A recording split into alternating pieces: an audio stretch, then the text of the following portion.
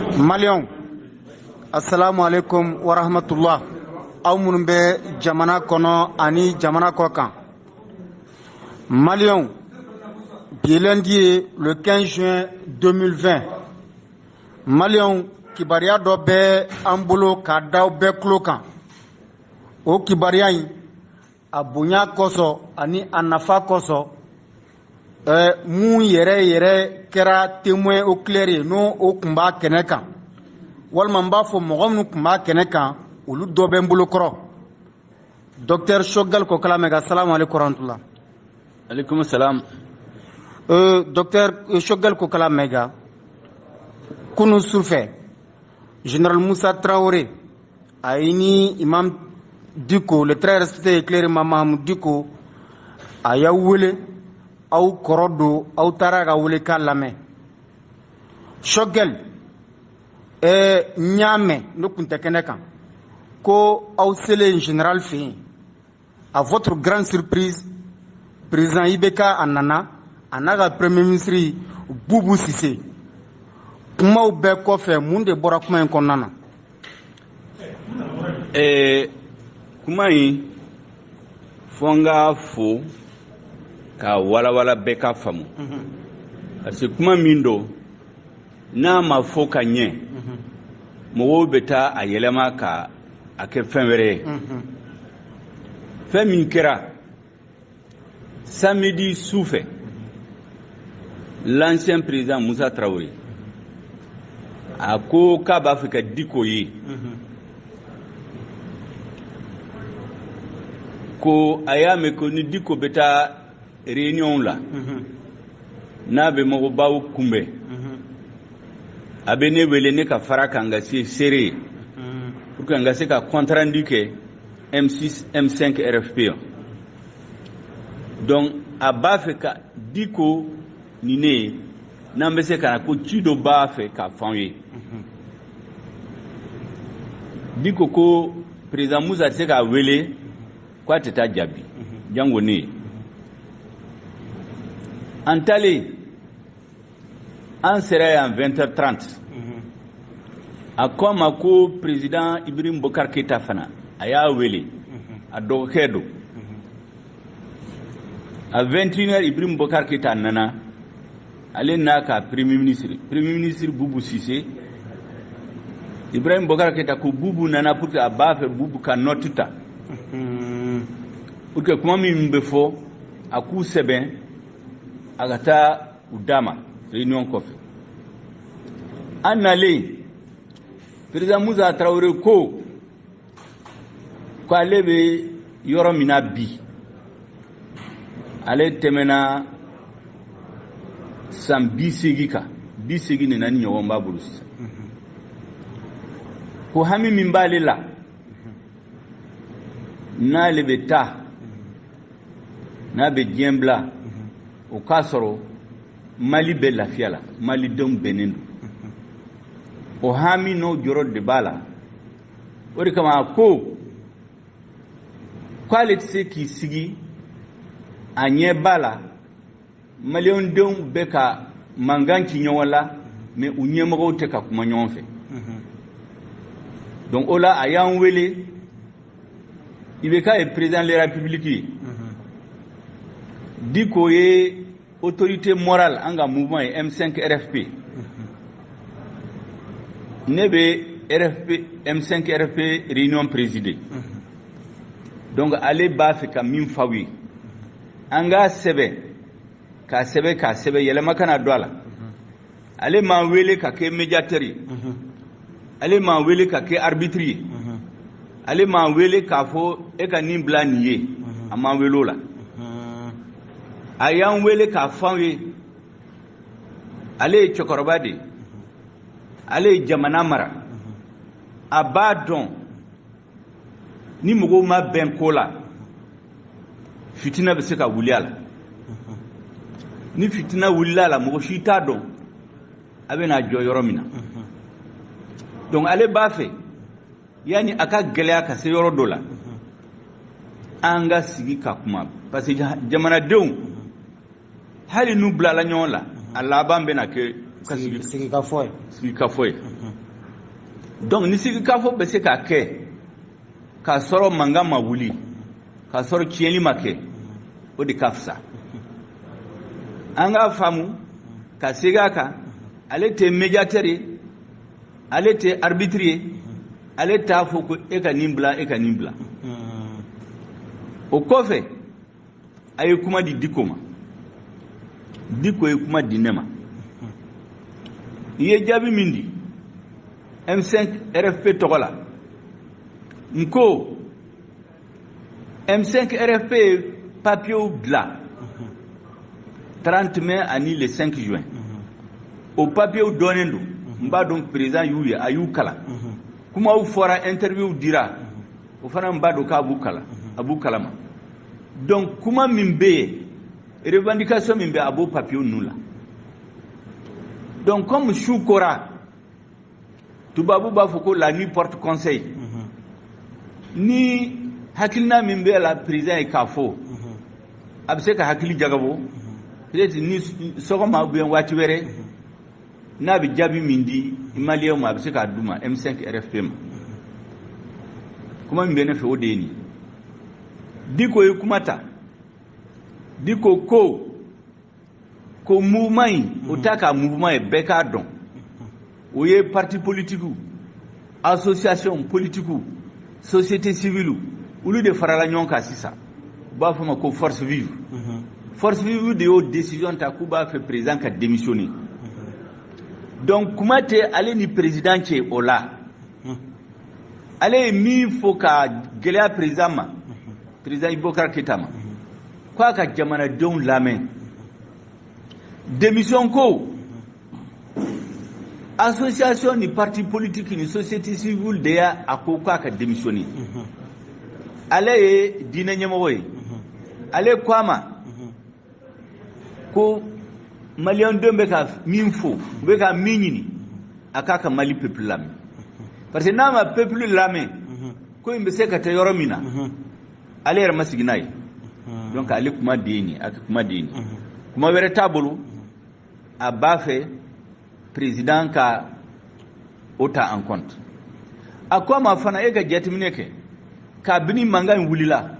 e ma mɔgɔ si wele e ni mɔgɔ si ma sigi ka kuma i n'a fɔ ko maliyɛnw minnu b'i contre la k'olu tɛ jamana la k'olu tɛ jamanadenw o man ɲi donc o la i bɛ k'a ye kuma ta a ye kuma minnu fɔ yamaruya tɛ ne bolo ne k'u fɔ ne bɛ min fɔra M5 tɔgɔ la o de ye nin o la Diko ko a ma ko e min adressé maliyɛnw la yɛrɛ e ma mɔgɔ wele ne ka kuma a ko k'ale bɛ k'i labɛn ko a bɛ ka ko dɔ boloda sisan ko ale yɛrɛ bɛ nin adressé maliyɛnw la dimanche su fɛ Diko k'a ma a ko kɛ joona ko dimanche su fɛ a y'o kɛ mais a bɔra maliyɛnw jigikɔrɔ dɛ ne bɛ compte rendu de kɛ min kɛra n b'o de fɔ Diko k'a ma a filanan ni kumana maliyɛnw fɛ mɔgɔ minnu b'i contre la il faut que olu ka sigi ka kuma sigi ka fɔ ye damu de ye aw bɛna bɛn o aw tɛna bɛn o bɛ aw ni ɲɔgɔn cɛ parce que président kɔrɔ ko mɔgɔw kan ka kuma président kɔrɔ ye jɔn ye Musa Traoré n'i y'a ye a y'o fɔ a b'a dɔn a y'o fɔ kun min na a ye jamana mara mɔgɔkɔrɔba don a bɛ ko caman dɔn donc n'a y'a fɔ ko mɔgɔw ka sigi ka kuma ale ɲɛna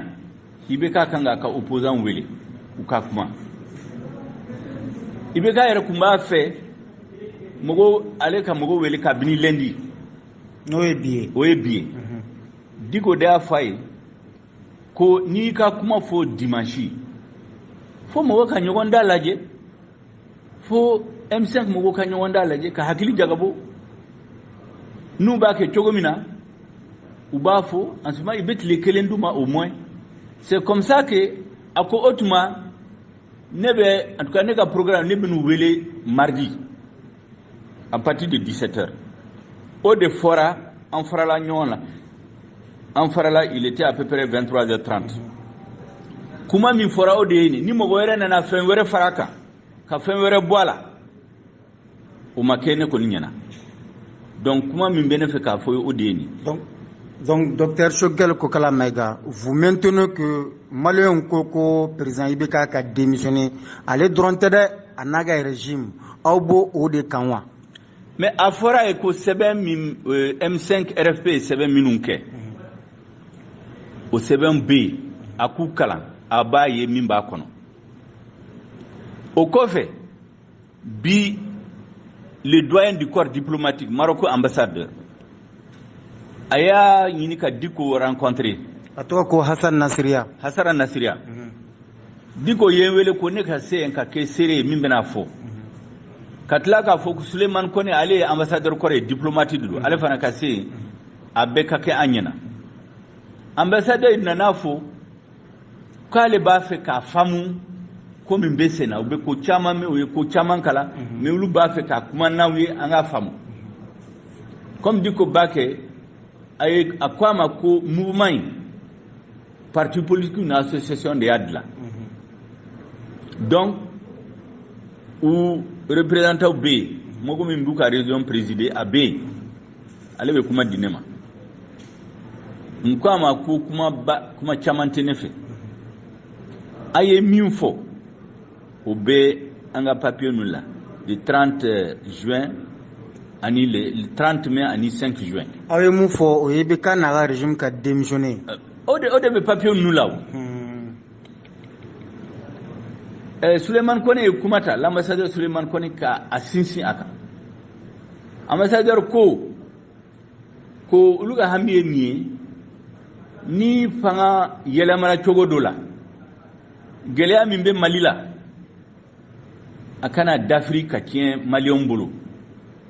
uka ulu communauté internationale uka soucier muye malika lafia malika basidi odeu hakilnay donc anana comment fait anga seka afamu ayi kuma chairman fonte siga beka diko yikumata ka kuma kunti diko kama ko sisa ni ko belaje jamana beka mara chogomina feminu beka ke ko okonnala ko ale koni ale ba nyini afi na ale kidei na ba ka médiation ke akatafu ibekaye kaka jamana don lame aku lame katla ku lame Allah akbar akana nafo comme mogoma kuma fe diko kama ka ba kalama ko président kanga M5 RFP mogo kumbe mardi parce que au dati kum fora aller mais ale be min fay ubena ke chogomina parce que réunion là ubena décision minta ubeta nu beta ube kuma minufo abeke chogomina ko ale seki dadola mais ale min nyina fe akafo beyere mali partenaire u befe kafo kan ta fe jamana tni an ta fe jamana d'Afrique an ba fe ko be kake démocratiquement kake pacifiquement mali na fa be mina o ka se ka soro donc kuma ay déserté en ce cas siga beka kuma barkama minum fara udeni awa sisa nena la ka contraindiqué ya soro M5 RFP ka réunion bake anyimogo babbe bafo ko comité stratégique ya soro comité stratégique et décision ta ko à l'unanimité ya ningana ya soro décision ta la ko uluteta ko M5 RFP ta kulba ko parce que nous tara ubena imajuta ka yelema ka femwereke ka mogo démobiliser beta interprétation ke ko mogo tara négociation la ko luteta yoroshi fo vendredi boli ka ba ni vendredi boli bana kuma min kanga fo odon abe fo OK donc kuma barkama fuleni donc en conclusion makuma tegela en conclusion président Ibeka aya lanini ka M5 RFP m'a rencontré M5 RFP m'a ñogonye deux chom tara ko imberom na 600 kuma te ulu na che ulu tna na rencontré fo an ka taa vendredi don an ka taa an ka meeting ba kɛ meeting ba in sen fɛ ni mun kan ka kɛ o na da tulo kan. n bɛ segin a kan ka walawala pour que yɛlɛma kana don ko la parce que an bɛ période min na c'est très sensible. Diko de y'a f'a ye mɔgɔw bɛ ka marcher u bɛ ka papier ko u bɛ conférence kɛ e tɛ kuma mɔgɔ si fɛ e tɛ mɔgɔ si rencontrer o tuma e ɲɛna i bɛ se ka jamana mara n'i tɛ kuma mɔgɔ si fɛ o la a ko k'ale yɛrɛ bɛ k'i labɛn ka mɔgɔw rencontrer a ye kow dɔ fɔ comme ne y'a fɔ ne tɛna n da don ale ye kuma minnu fɔ k'ale yɛrɛ bɛna kuma dimanche n'a ale kumana ale ka programme la a bɛna mɔgɔw rencontrer c'est comme si a bɛ jaabi di Diko ma Diko k'a ma o tuma ni kumana association ni parti politique minnu bɛ ɲɔgɔn fɛ minnu ko k'u bɛ contre la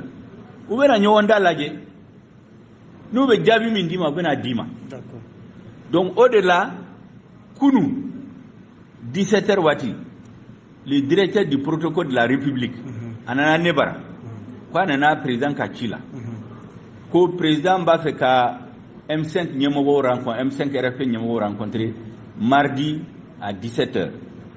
ko ale nana dɔn délégation min bɛna a format ye min ye et puis ko bɛna kɛ cogo di pour que olu ka fɛnw préparer n ko a ma ko n se ka jaabi di o la fo n ka taa n sara M5 RFP ɲɛmɔgɔ baw la. O jaabi dɔnna sisan. donc au delà ne ye réunion in convoqué comme n y'a fɔ ne ni Diko ni Maroc ambassadeur tun bɛ kuma la réunion kɛra n nana k'a sɔrɔ réunion yɛrɛ wulila donc u ye conclusion d'i ma ko c'est à l'unanimité ko M5 RFP comité stratégique mɔgɔw ko olu tɛ taa Kuluba olu tɛ taa avant le vendredi parce que n'olu taara image ni fɛnw bɛ se ka manipuler ka taa nkalon da k'a fɔ ko mɔgɔw taara négociation la ka militants démobiliser donc kumabaw minnu fɔra o de ye nin ka tila ka délégation dilan k'an ka taa Diko fɛ k'a ɲɛfɔ a ye k'a walawala ye pour que M5 mɔgɔw y'a fɔ ko olu tɛ taa pour que o ka kɛ bonya la parce que n'i y'a ye ko in bɛɛ kɛra Diko tɔgɔ kun b'a la donc a laban fana f'an ka taa a bonya da a kan k'an sara la donc kumaba minnu bɛ yen o de ye nin hakili b'a la sali ala ma. Merci beaucoup nin kun ye Choguel Kokala Mayiga ka kumakan ye mun kɛra aw yɛrɛ o mɛn.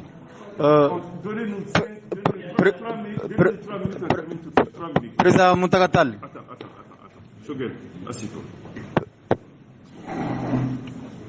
Président a bɛ ka enregistrer a ma tigɛ donc i b'a fɛ ka kuma dɔ de fara a kan wa n'i b'a fɛ ka mun fara a kan sisan maliyɛnw tulo b'i la i b'a fara a kan. Ayi ne ka faranga man ca comme kuma bɛɛ ɲɛfɔra ka ban ne tɛna fɛn fɔ kura ye a ko la min fɔra an bɛɛ ka jɛgɛ an wasa don o la ala sago sago. Donc an bɛ bɔ vendredi. Inch'Allah. An bɛ bɔ i bɛ ka na régime ka démissionner. A ma fɔ sisan k'o de b'an ka sɛbɛn bɛɛ kɔnɔ o de b'an ka bolonɔ bɛɛ la o de y'an bɛɛ ka kumakan ye wa kuma fila tɛ o. I bɛ mun fɔ maliyɛnw ye o la. U k'u cɛsiri ka jumadenw kɔnɔ an bɛɛ ka bɔ Maliko la. Merci beaucoup Muntaka Tall merci maliyɛnw nin kun ye docteur Choguel Kokala Mayiga ani Muntaka Tall ani Kone Moribo Kone ani Ahmadou Dunga Mayiga merci beaucoup restez debout et restez mobilisés juma don an bɛ bɔ wa an b'an ka démission sɔrɔ